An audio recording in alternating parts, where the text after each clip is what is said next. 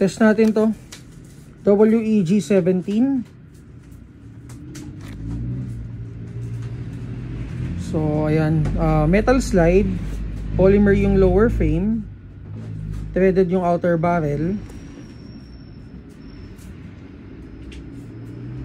So sights, ayan yung sights. So may under rail na rin siya for attachment. So Gen 4. So hindi talaga tugma.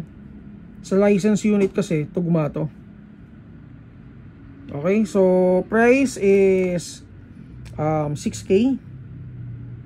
So check nyo na lang to sa Google Drive natin. And again guys, wag muna kayo mag-message sa Mavs Hobby Shop page. Wala kaming access dun ngayon.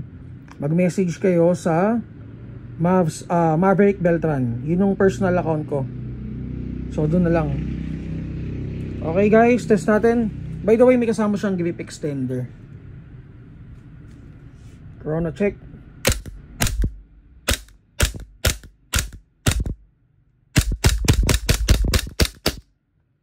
Solid yung blowback. Okay, so for more details, PM kayo sa namin, sa account ko, Maverick Beltran. Thank you.